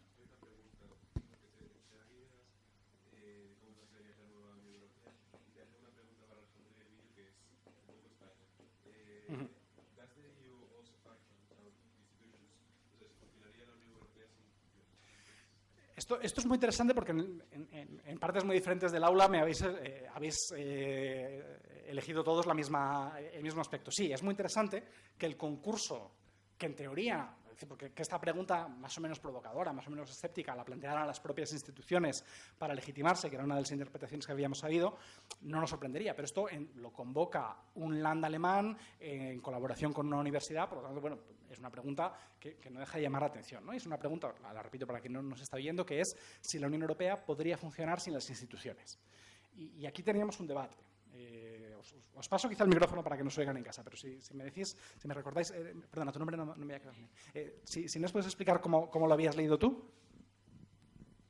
Nosotros habíamos interpretado que era una pregunta un poco retórica, como dando por entendida la respuesta, porque justo creo que es en la línea anterior, pues llama un poco a la unión social de la Unión Europea y como que deja un segundo plano en las instituciones. Entonces, eso habíamos entendido. ¿Alguna otra interpretación? Porque yo lo había leído... Bueno, voy a coger ese micrófono. Yo no sé si Iván, tú lo ves de manera parecida, pero yo eso lo he leído de manera un poco diferente. Evidentemente puede que sí, que sea una forma de incitarte a decir que sí, pero yo solo interpretaría si esto fuera un concurso oficial de las instituciones. Y quizá tengan apoyo de las instituciones o quizás sea un contrato con las instituciones, no lo sé, pero no siéndolo, mi línea, y sobre todo por lo que dices, ¿no? Que la línea anterior evoca la unión social, aspectos culturales, quizá a mí lo que me evoca es algo así como que Europa ya es un proyecto cultural lo suficientemente rico, lo suficientemente sustantivo, como para que no dependa de las instituciones, ¿no? Entonces, quizá, o sea, no sabría qué recomendaros si vais a hacer un vídeo, si decirles que sí, que las instituciones son lo más importante, o decirles que, bueno, que las instituciones no está mal, pero que el futuro de Europa no son solo las instituciones, sino que somos los jóvenes, son los intelectuales, es esa especie de relato común, ¿no? O sea, yo creo que aquí puede haber una doble interpretación de esa pregunta, pero en lo que me parece que estáis todos de acuerdo es en que la pregunta es relativamente retórica, ¿no? A la hora de plantearla. Mientras se mantenga como la idea de una Europa, no elitista, pero sí una Europa de élites, porque estamos hablando de intelectuales, de instituciones, mientras no haya una Europa popular, es decir, que en cierto sentido se popularice y llegue a la ciudadanía como una conciencia europea, etcétera, sea imposible deshacerse o imposible que esas instituciones dejen de tener el peso que tienen, porque son realmente lo que lo mantiene a Europa, por lo menos es lo que me parece. Es decir, que de alguna manera todavía no habría suficiente proyecto socialmente sustantivo como para deshacerse de las instituciones, ¿no? Pero eso es ya una de las respuestas al vídeo, ¿no? Aquí también habéis visto la pregunta retórica, no sé si queréis añadir algo, Axel. No sé si tanto era retórica, pero era con respecto a... preguntaban si podíamos imaginar una Unión Europea sin estados nacionales. Entonces, yo creo que eso era más bien incitarte a pensar, a plantearte un paradigma más allá del Estado-Nación, como, no sé, diciéndote, no te limites en tu imaginación por lo que consideras más o menos normal, sino intenta ir un paso más allá y pensando a largo plazo si sería posible una Europa más allá de, o sea, de eso, del Estado-Nación. Y de nuevo, yo creo que puede haber dos interpretaciones, ¿no? Una que sea, pues lo que dice Axel, ¿no? Invitarte a pensar más allá del Estado-Nación, pero creo que también hay otra, que sería, en el fondo, tranquilízate, que la identidad europea es perfectamente compatible con mantener tu identidad nacional, que para ser europeo no tienes que dejar de ser alemán, bávaro y muniqués, ¿no? O sea, no sé si esa doble pregunta retórica también puede ir en ese otro sentido, que en el fondo, si os dais cuenta, también es un discurso extremadamente institucional. El discurso oficial de las instituciones no es que vayamos a ser oficial, o sea, que vayamos a dejar de ser ciudadanos del Estado-Nación para pasar a ser ciudadanos posnacionales. Eso hay algunos intelectuales cosmopolitas que lo argumentan, pero la Comisión nos dice no, la identidad europea se añade de manera positiva a la identidad nacional. De nuevo, aquí no me estoy inventando yo el discurso, es el discurso de Albert Rivera, ¿no? Yo soy barcelonés, catalán, español y europeo, y no quiero que nadie me quite ninguna de las cuatro. Pues en el fondo, ese discurso que integra Europa en una identidad compleja también es hasta cierto punto un poco el de las instituciones, ¿no? Bueno, ¿algo más? ¿Algo que os haya llamado la atención sobre estos vídeos? Bueno, vamos a introducir entonces el tema de la esfera pública europea. Aquí ya salimos del tema de los relatos para hablar de cómo debatimos sobre Europa. Haremos una última pausa, terminamos el tema de la esfera pública y hacemos un último ejercicio sobre el Selmayr Gate, que os lo contaré un poco rápidamente, pero os pediré también que busquéis información sobre el Selmayr Gate en línea.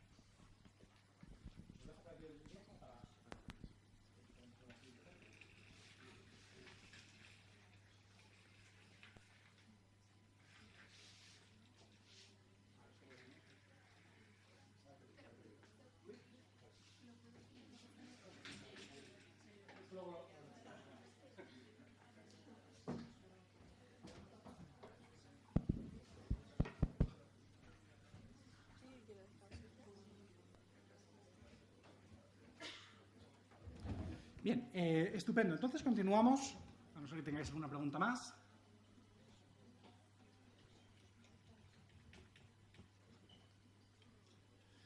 Sobre la esfera pública os quería comentar fundamentalmente tres cuestiones. no vamos a tener mucho tiempo, pero no quería dejar de abordarlas, aunque fuera rápidamente. Uno, si podemos imaginar, ¿me podéis pasar otra vez la lista hacia adelante? Que la pasaremos luego otra vez después de la pausa. Está ahí la lista. Pasadla para adelante por si acaso alguien no ha firmado y luego la volvemos a pasar para la segunda sesión. La idea de esfera pública, evidentemente, está relacionada con teorías cosmopolitas, está relacionada con teorías que señalan el vínculo entre una identidad europea y una identidad nacional, pues que se puede a cierto punto superar y reconstruir. Y eso tiene una serie de límites. No los quiero anticipar demasiado ahora, pero algunos de esos límites los hemos visto en el debate que hemos tenido. El segundo punto que quiero que abordemos juntos es la idea de la europeización de las esferas públicas nacionales. ¿Hasta qué punto esa europeización os parece que se está produciendo o no? Y en qué medida puede tener efectos positivos también para la aparición de debates más complejos o más conectados con la democracia sobre la propia Europa. Y finalmente, introducir esta idea de la fragmentación de las esferas públicas.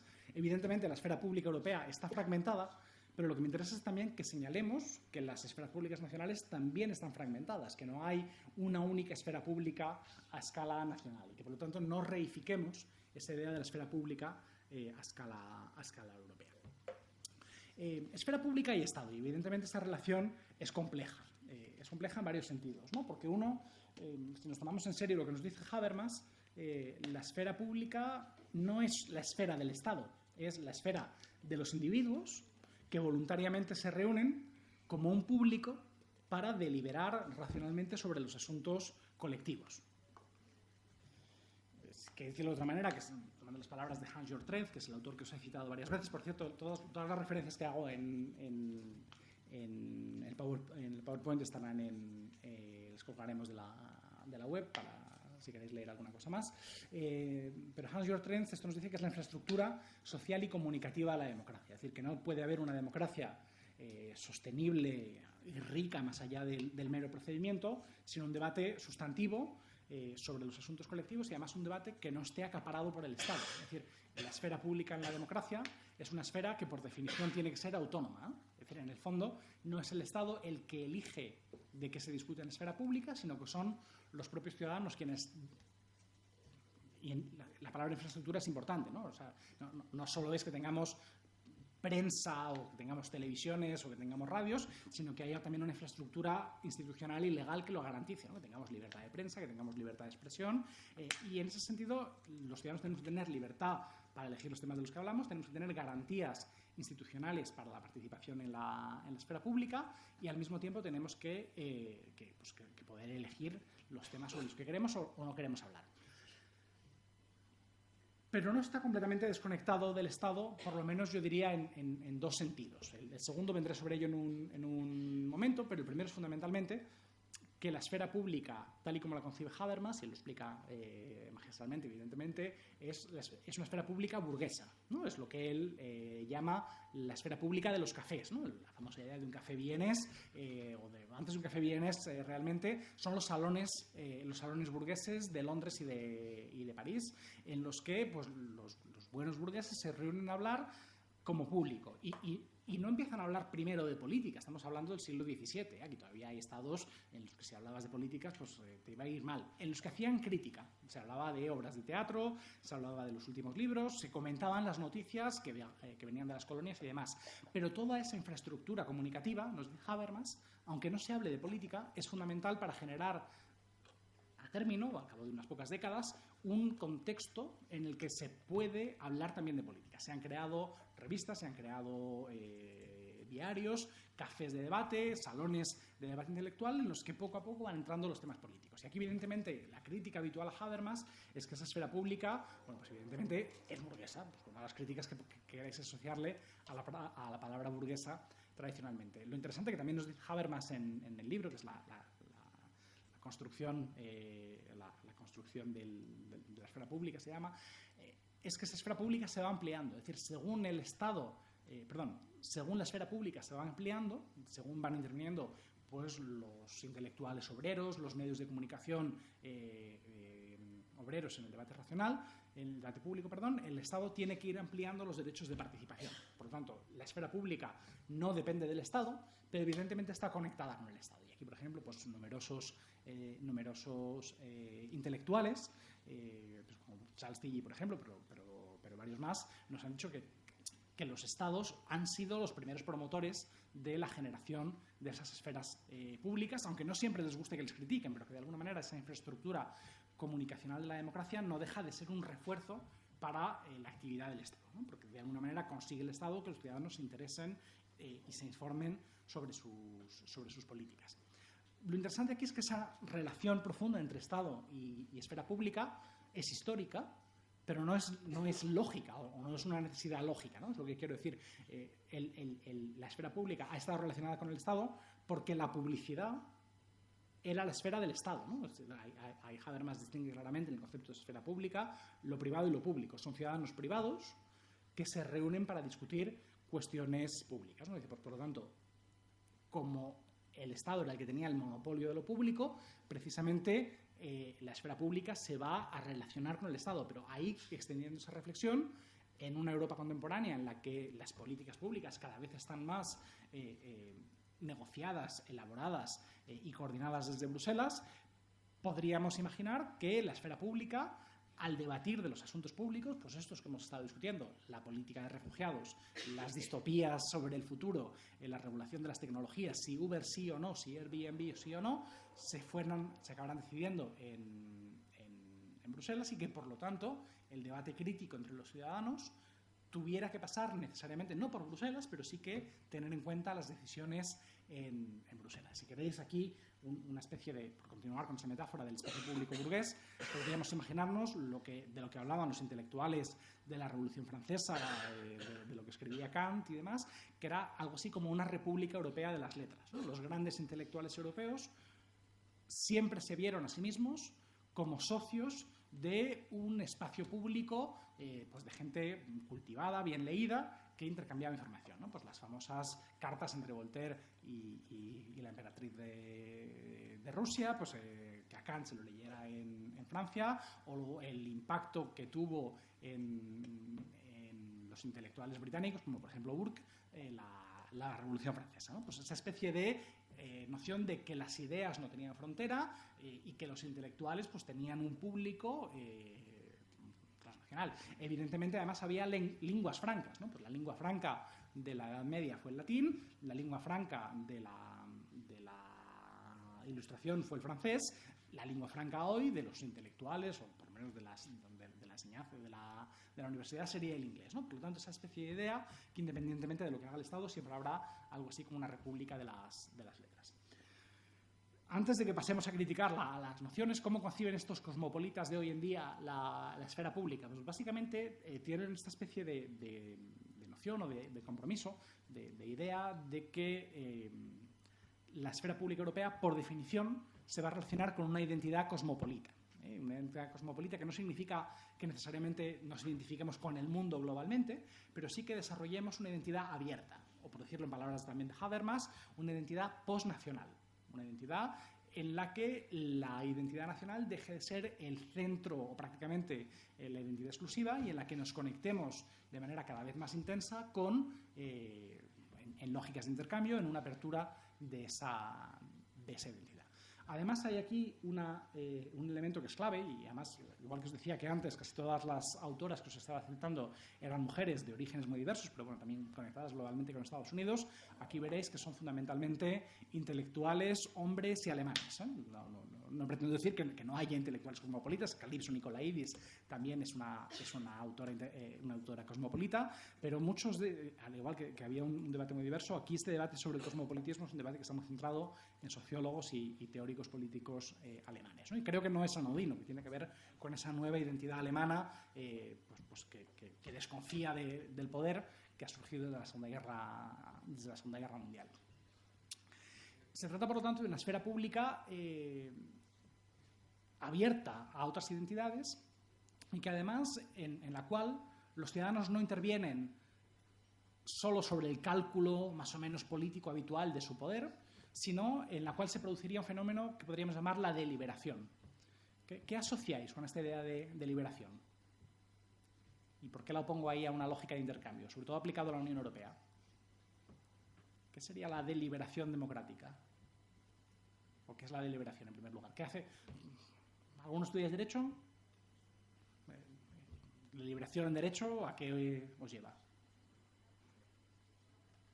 Es lo que hace un tribunal, ¿no? Es decir, el tribunal se reúne a deliberar. Esto es importante, ¿por qué? Porque un tribunal de justicia no negocia si les gusta al acusado, no negocia si le vamos a poner una condena ejemplarizante para que no se repita, sino que delibera para juntos alcanzar la verdad, si la persona es inocente o no, ¿no? Pues, lo mismo, ¿qué va a hacer el jurado del premio de los vídeos si a alguno le mandáis un vídeo? Pues los jurados de los premios se reúnen a deliberar, porque la teoría quiere que los premios se otorgan por mérito y capacidad, el que mejor cumpla con las bases del concurso. No vamos a pensar que tenemos que darle el premio a una joven búlgara de 23 años, ¿no? Pues oiga, si el mejor es un joven rumano de 27, pues lo daremos a él, ¿no? O sea, en ese sentido, la deliberación lo que nos dice es que nos olvidamos por un minuto de nuestros intereses más o menos mezquinos o más o menos sesgados para tomarnos en serio las reglas del juego, deliberar racionalmente y alcanzar algo así como un compromiso, no un compromiso en el sentido de la negociación, sino un consenso en el que tenemos en cuenta de manera sincera los intereses de los demás y cambiamos nuestros puntos de vista priorísticos.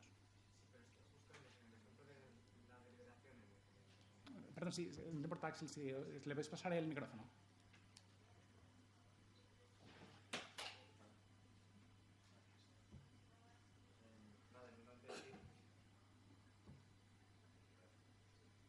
Ahora, era únicamente decir que la deliberación en el plano jurídico obviamente parte de una base o sea, que no requiere consenso previo porque se parte de la base que es la ley, que ya está tasadas las circunstancias, los parámetros por los cuales se mide todo y bueno y las penas adjudicadas si se cumplen X requisitos, etcétera.